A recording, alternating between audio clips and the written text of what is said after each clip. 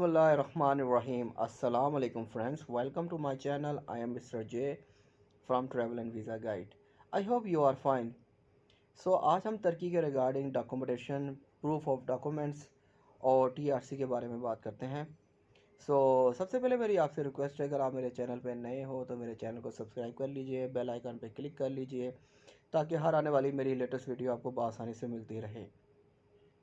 तो बताने का मकसद ये है कि जब हम स्टार्ट कर रहे हैं प्रूफ ऑफ डॉक्यूमेंटेशन, जब आप तुर्की का वीज़ा अप्लाई करते हैं तो आपको किन किन डॉक्यूमेंट्स के हवाले से फ़ोकस करना चाहिए, जो होना ज़रूरी है।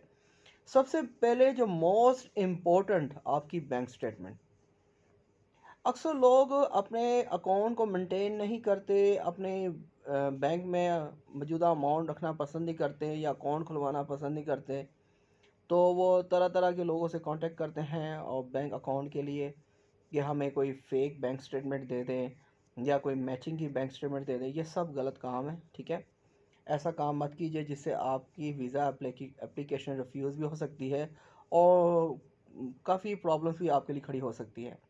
तो ऐसे काम से आप एहतियात कीजिए। बेहतर यही है कि अगर आप तुर्की के लिए फ़्यूचर में अप्लाई करना चाहते हैं तो आप जनाब अपना अकाउंट ओपन करवाएं, उसको मेंटेन करें, उसमें अपनी मौजूदा अमाउंट को डलवाएं और जैसे भी आप उसकी रनिंग कर सकते हैं बेहतर से बेहतर उसकी रनिंग रखें और उसका बेहतर क्लोजिंग बैलेंस रखें, अप टू 3 लाख जितना भी आप कर सकते हैं, ठीक है। तो उसको इस तरीके से मेंटेन करके अपने पास रखें। आफ्टर 3 मंथ्स आप तुर्की का वीज़ा अप्लाई करें तो 3 मंथ्स जो बैंक स्टेटमेंट ओल्ड होती है आपकी, वो एक्सेप्टेबल होती है तुर्की एम्बेसी के लिए। तो ये मैं बताना चाह रहा हूँ, जिन लोगों के अकाउंट ओपन नहीं हैं और ना उनके पास हैं, तो बेहतर है वो कल से अपने अकाउंट ओपन करवाएं और जनरली अपना वीज़ा अप्लाई करें बाय बैंक स्टेटमेंट के थ्रू। ये तो फर्स्ट मेरा आपको बताने का मकसद था कि आप अपना अकाउंट अपने नाम से ओपन करवाएं, अपनी कंपनी के नाम से ओपन कराएं, जो आपको इजी फील करता है। नो इशू, आप करवा सकते हैं।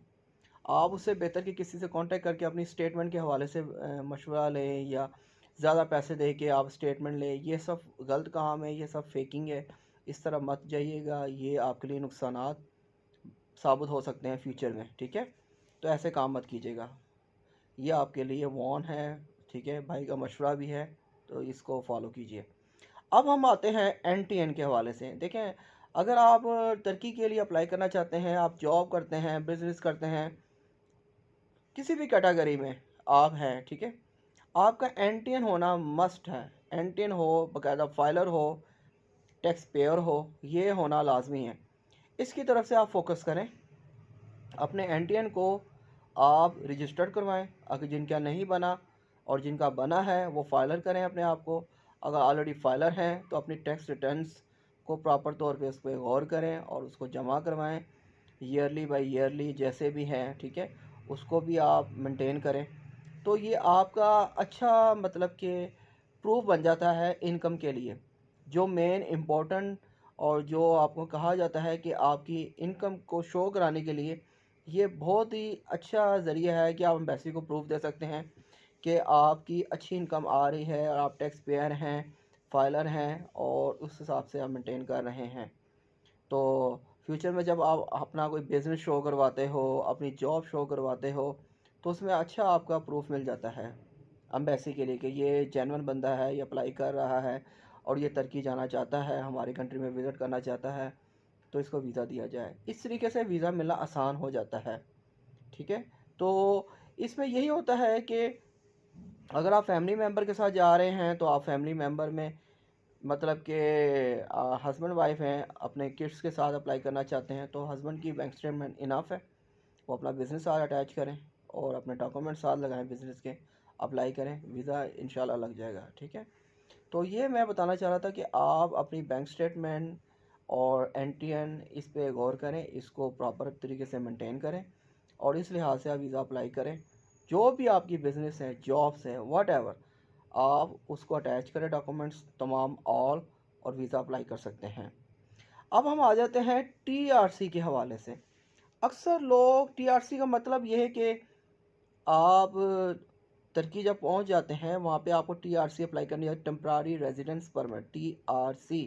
उसको कहा जाता है अब्रीविएट में TRC, और कंप्लीट जो वर्ड है उसको कहते हैं टेम्परारी रेजिडेंस परमिट और कार्ड कह सकते हैं। ठीक है, परमिट भी कह सकते हैं, कार्ड भी कह सकते हैं, TRC और TRP।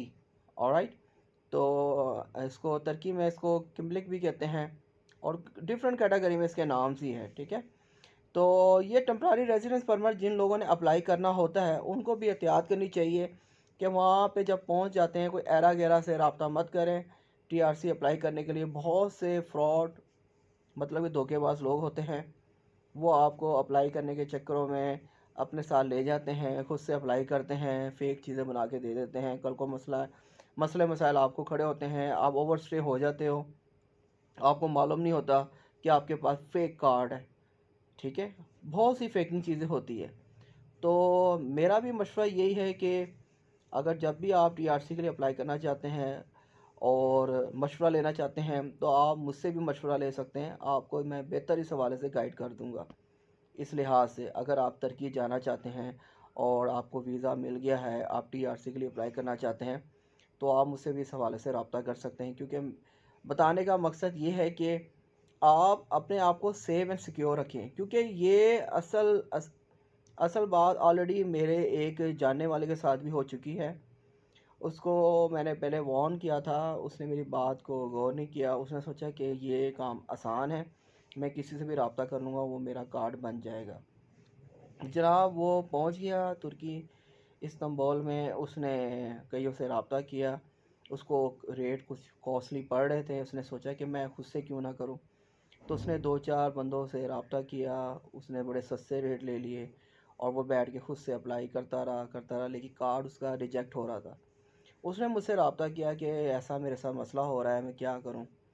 तो मैंने कहा आप कहाँ पर हो, वो कह रहा मैं अपने लॉयर के साथ बैठा हूँ, इस तरह उसने मुझे कई बातें बताई। लेकिन मैंने कहा अगर ऐसा मसला है तो ये अगर वहाँ पे इतना ही एजुकेटेड बंदा आपके साथ ये कर रहा है तो ऐसा होना नहीं चाहिए, क्योंकि कार तो उस सूरत में रिजेक्ट होता है जब आपकी अपॉइंटमेंट हो जाती है और अपॉइंटमेंट के दिन वो आपको रिजेक्ट कर दें, तो इसका मतलब वो आपको मौका देते हैं, आपको 10 दिन के अंदर अंदर आप इस कंट्री से मूव हो जाएं। ठीक है, तो कुछ लोग आपको गलत गाइड करते हैं, आपसे पैसे लेने के चक्करों में आपको तरह तरह की स्टोरियाँ सुनाते हैं और तरह तरह के मसलों में डालते हैं, फिर एंड पे आपके साथ इश्यूज़ आ जाते हैं। तो इसलिए बताने का मकसद है कि आप कोशिश करें। ठीक है, कहीं भी आप रब्ता करना चाहते हैं कि आपके जानने वाले हैं उनसे रब्ता करना चाहते हैं अपनी TRC के हवाले से, तो आप इसको काफ़ी अच्छे तरीके से गौर कीजिएगा। और लास्ट में बताने का मकसद है कि TRC का जब कार्ड अप्लाई करते हैं उसके फिंगरप्रिंट मस्ट होते हैं। कभी TRC का कार्ड चल के आपके पास नहीं आ सकता, आपको बाकायदा सेंटर में विज़िट करना पड़ता है, वहाँ पे जाके अपने फिंगरप्रिंट देने होते हैं, वो असल काम होता है। और उस काम में अगर वो आपको कार्ड इशू करते हैं आफ्टर 3 मंथ्स और 20 डेज़, मतलब कि जितने भी दिन में वो आपको देते हैं, ठीक है, वो आपको खुद जाके रिसीव करना होता है। तो ये छोटी छोटी चीज़ें हैं, इस चीज़ को आप गौर करें।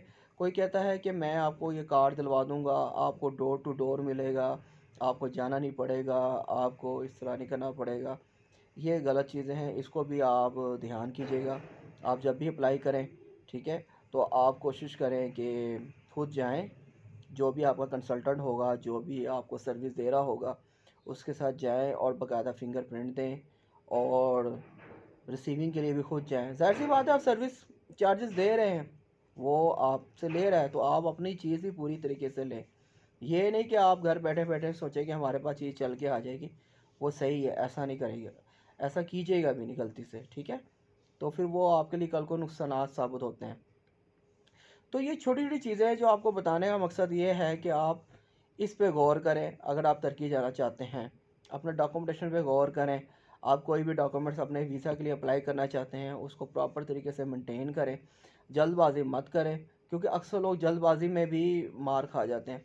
वो कहते हैं कि किस तरीके से मुझे वीज़ा मिल जाए, मैं यहाँ से निकलूँ, मेरा यहाँ पे गुजारा नहीं है, तो मैं तुर्की में आके TRC अप्लाई करूँगा, वहाँ पे कोई जॉब हासिल कर लूँगा, सो वट एवर।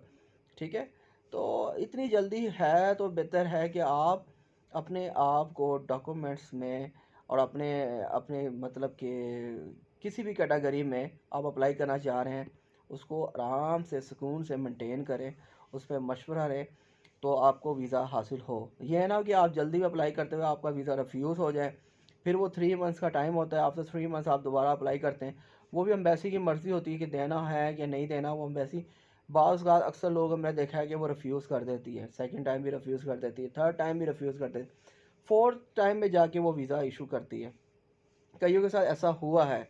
लेकिन अभी जहाँ तक मैंने कुछ एप्लीकेंट ऐसे भी देखे हैं जिनको एक बार रिफ्यूज़ हुआ, फिर दूसरी टाइम भी उसको रिफ्यूज़ कर दिया, अब वो थर्ड टाइम अप्लाई करने जा रहा है। वो इसलिए करके रिफ्यूज़ हो रहा था क्योंकि वो अपने जो डॉक्यूमेंट्स लगा रहा था वो प्रॉपर नहीं लगा रहा था, उसके डॉक्यूमेंट्स में कुछ कमी थी, इसलिए करके। तो ऐसे ही आप जो जेन्युइन पर्सन भी हैं वो भी बाज़ औक़ात अपने डॉक्यूमेंट्स पूरे लगाते हैं, लेकिन कुछ ना कुछ कमी होने की वजह से रिफ्यूज़ होता है। मैंने काफ़ी वीडियोस इस रिफ्यूज़ल और रिजेक्शन के हवाले से बनाई हुई हैं, आप उसका भी विज़िट कर सकते हैं। ऑलराइट फ्रेंड्स, तो मिलते हैं नेक्स्ट वीडियो में, फर्दर इस हवाले से बात करेंगे। Thank you for watching, goodbye, अल्लाह हाफिज़।